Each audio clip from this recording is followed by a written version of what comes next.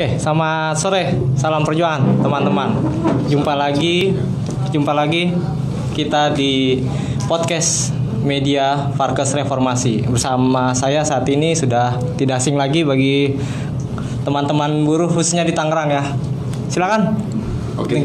Bung Dodi kita sambut. Baik, perkenalkan diri dulu, Bung Dodi. Salam perjuangan juga kawan. Saya Dodi Yustanto dari Tangerang. Oke, Bung Dodi. Ya. Sebenarnya habis dari DPR MPR nih ya. Masa aksi 25 Agustus ini ya, menolak Omnibus Law. Yuh. Gimana sih Mas tadi itu acaranya? Ya.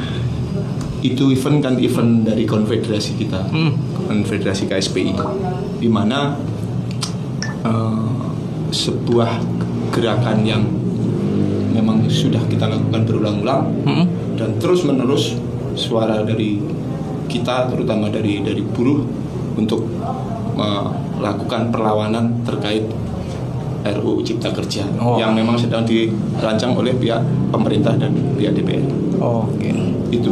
Itu pada prinsipnya itu. Dan tadi kita melalui konfederasi dan kita federasi juga turun all out untuk melakukan protes, melakukan aksi sebagai bentuk perlawanan terhadap kebijakan dari pemerintah yang akan diberlakukan. Seperti itu. Oke. Nah, tadi kan itu tanggapan perihal acara kita tadi, masa aksi 25 Agustus tadi kan. Nah, sikap Bung Dodi sendiri bagaimana sih terhadap Omnibus Law ini? Ya, Undang-Undang Omnibus Law itu bisa dikatakan mungkin maksudnya baik, mungkin mengingat apa pihak pemerintah melalui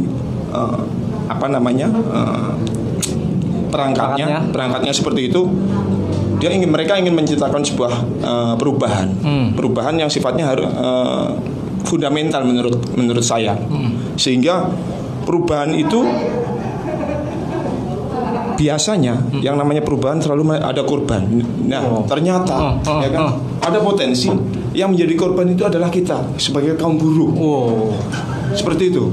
Ini cara pandang ya, cara pandang, sehingga kawan-kawan buruh tidak pernah salah menurut saya untuk melakukan, sebenarnya bukan perlawanan. Kalau sebagai bentuk perlawanan mungkin kurang tepat. Tapi sebagai apa? Sebagai rakyat yang memang di situ dibuat sebuah rancangan undang-undang yang benar-benar sangat merugikan kaum buruh, baik jangka pendek, menengah dan panjang. Seperti itu. Dengar tuh. Gitu. Para buruh. Seperti itu. Nah, itu tadi dari tanggapan Bung Dodi sendiri. Nah, sebenarnya kawan-kawan buruh, teman-teman buruh kita di Tangerang bagaimana sih, khususnya di Serikat Farkes sendiri? Ya. Kami dari Tangerang terutama selalu menyuarakan sebuah protes, selalu menyuarakan sebuah prinsip bahwa kita memberikan edukasi kepada kawan-kawan, kita memberikan pemahaman kepada kawan-kawan terkait rancangan undang-undang ini. Nah, tujuannya apa? Hanya sederhana. Jika memang pihak pemerintah ya melalui perangkatnya itu memang benar-benar akan mengesahkan itu, ya kan? Seharusnya yang kita pikirkan apa? Antisipasinya seperti apa? Bagus seperti itu. Antisipasi kita sebagai internal buruh, ya itu seperti apa? Ini harus kita siapkan sedini mungkin. Dan untuk menyikapi perubahan-perubahan dari pemerintah ini, saran saya sebenarnya hanya sederhana, ya. Kita tidak perlu melakukan protes yang sangat berlebihan, tidak perlu. Tapi lebih kepada kita ingin harus duduk bareng sama-sama pihak pemerintah untuk membicarakan ini, adu konsep, ya kan, adu strategi, ya kan, terus adu pandangan. Di situ kelas buruh itu seharusnya di situ. Kelas buruh itu harus dirubah.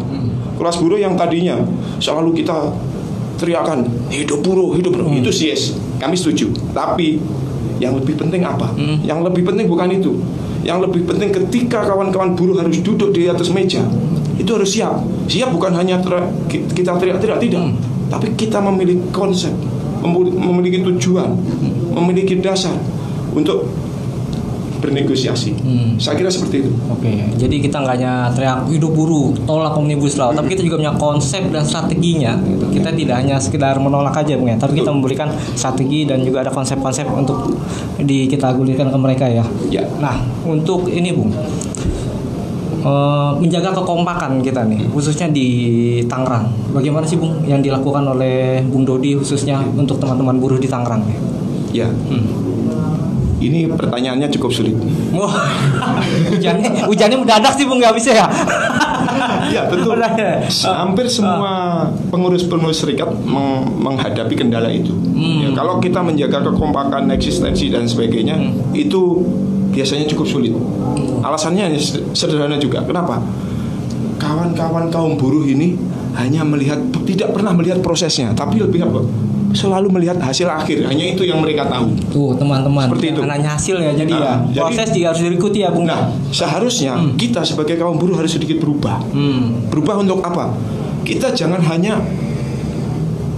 kalau mohon maaf saya mengatakan, kalau orang Jawa bilang itu pokoknya, ya kan?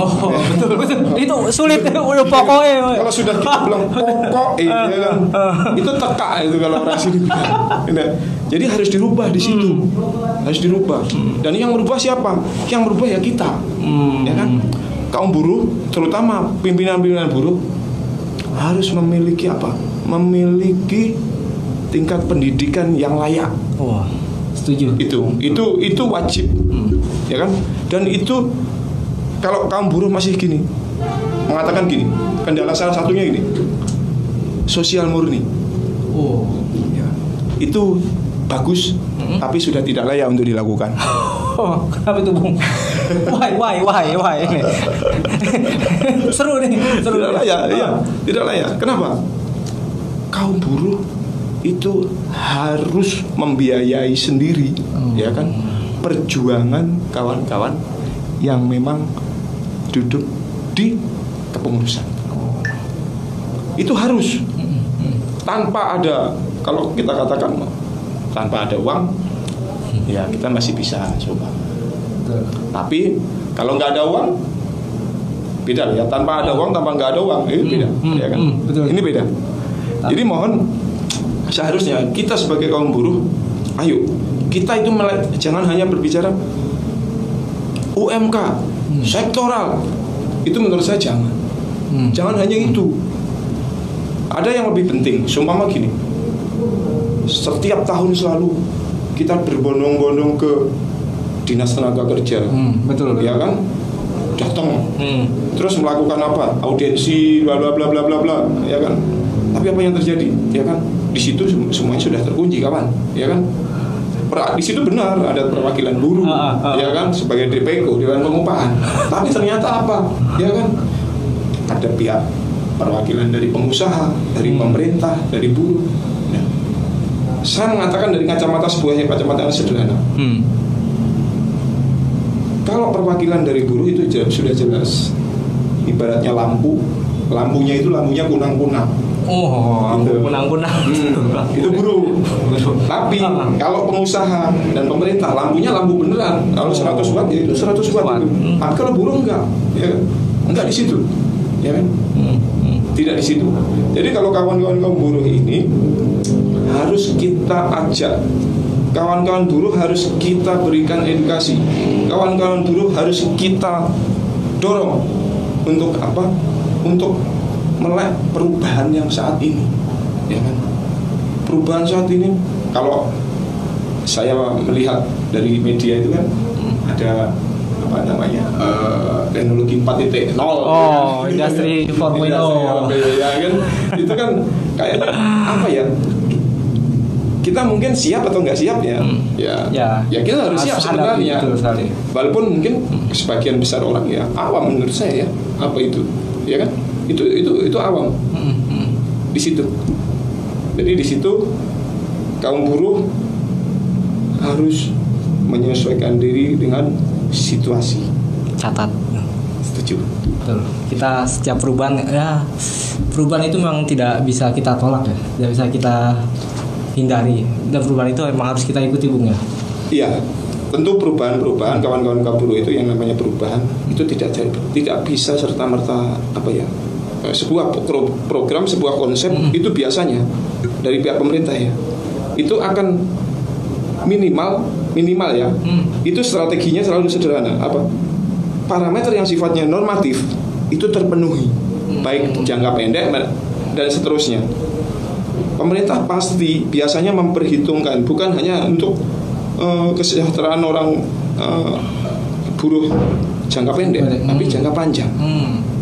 Terkait investasi dan sebagainya itu pasti diperhitungkan di situ. Di situ, Bung. Oke, siap. Jadi closing statement nih dari Bung Dodi nih. Ya.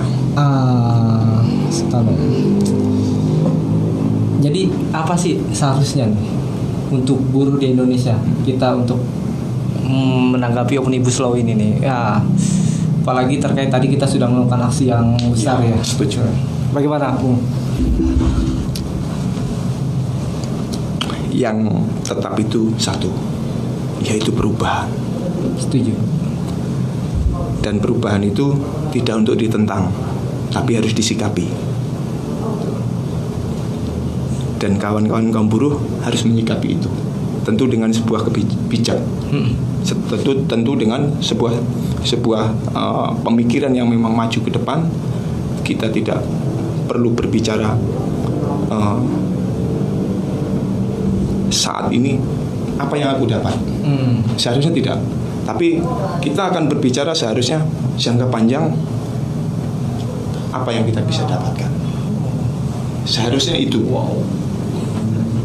Itu seharusnya memang dilakukan oleh kaum buruh secara umum ya di Indonesia. Itu satu. Kedua, jika diperlukan, ini jika diperlukan tapi jika diperlukan ya kan. Oke, catatan ya. Jika diperlukan. Jika diperlukan, seharusnya kawan-kawan buruh secara umum itu merapatkan barisan. KSPI, konfederasi yang ada di Indonesia ini kurang lebih seingat saya 20-an konfederasi ya kan, dan 121 federasi bla bla bla bla. Ya. Menyamakan persepsi tentu sulit. Betul sekali. Tentu sulit. Kuncinya sebenarnya di situ. Kita mau melakukan apapun kalau memang konfederasi ini belum bisa menyatukan visi dan misi di situ, ya masih jauh panggang dari api. Wah, seperti itu. Seperti itu, Bang. Oke, thank you Bung Dodi atas waktunya. Terima kasih. Satu, perubahan itu memang harus kita hadapi seperti yang kata Bung Dodi bilang. Dan yang kedua adalah kekompakan. Kita harus satukan misi dan visi kita sesama konfederasi. Bukan begitu, Bung? Iya, sangat tepat. Oke, siap. Sama. Terima kasih Bung Dodi atas waktunya. Salam perjuangan, sama sore. Thank you Bung Dodi. Hidup buruh. Hidup buruh.